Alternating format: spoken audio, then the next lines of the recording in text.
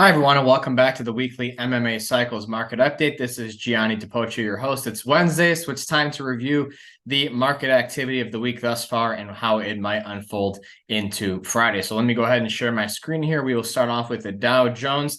Nice bounce here off the low from Monday. We'll note in the indices that the Dow Jones fell and made a new cycle low on Monday, while the S&P and the NASDAQ did not. So this created a case of intermarket bullish divergence in a time band for a significant cycle low. Now, this this low occurred one day before Venus squared Jupiter and Mars opposed Neptune. That occurred on the 22nd. Now, today, on the 23rd of August, we have Mercury turning retrograde. So we need to be a little skeptical about any moves that unfold over the next 3 weeks. We have to be ready for market volatility to be higher. We have Fed Chair Powell's Jackson Hole speech on Friday. And we already have Venus retrograde during that. So it's going to be a pretty bumpy ride here, I think, over the next couple of weeks in terms of volatility. The NASDAQ really liking the recent price action, rallying to a new multi-week high here. We have Mars set to trine Pluto tomorrow, and then over the weekend we have Sun opposing Saturn and Mars ingressing into Libra. Now, looking ahead to next week, and what particularly interests me for the NASDAQ here, it's a tech-heavy index. We have Uranus going retrograde on the 28th next Monday. So could we potentially see a breakout or a sharp reversal lower? And just want to get perspective that there's so many planets retrograde at the moment. We have Venus retrograde. We have Pluto retrograde. We have Mercury retrograde now.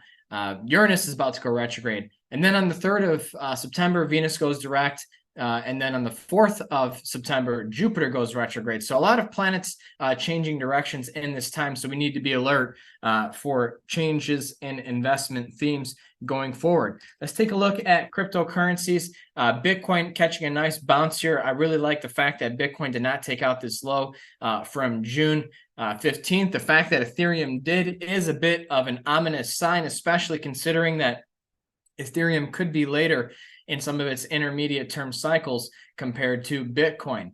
I want to take a look at some precious metals too. Let's take a look at GLD. Nice gap up here. Gold catching a nice bid after forming what could turn out to be an expanded primary cycle low.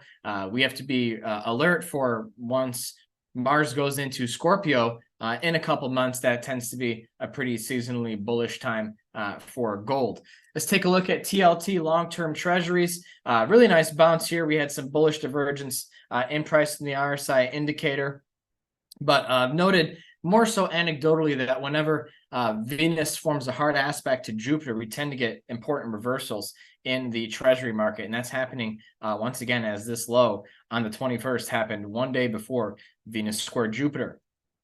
Let's take a look at energy, crude oil, USO, taking a break down here. I'm really not too concerned about this. We are in the time band for a primary cycle low. And, with Jupiter retrograde coming up, I wouldn't be opposed to seeing this correct a little bit longer. But I do think this rally is corrective in nature instead of the start of a new bear trend.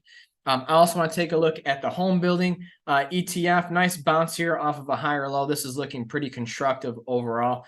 So once again, home builders have been the surprise of the year. And I think this ties into Saturn being in Pisces.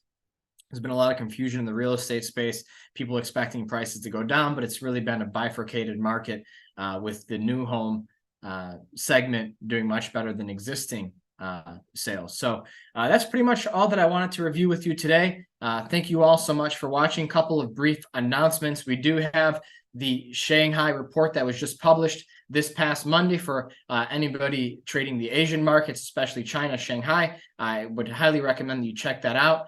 Today, we have the monthly ETF report that is being sent out to subscribers. These can be found at www.mmacycles.com. And then, of course, we have Course 4 of the Merriman Market Timing Academy starting this Saturday, August 26th. So if you want to learn our methodology and how we apply financial astrology to markets, that's the best place to learn. Details can be found at www.mmacycles.com. So that's all for now. Thank you so much for tuning in. We'll see you same time, same place next week.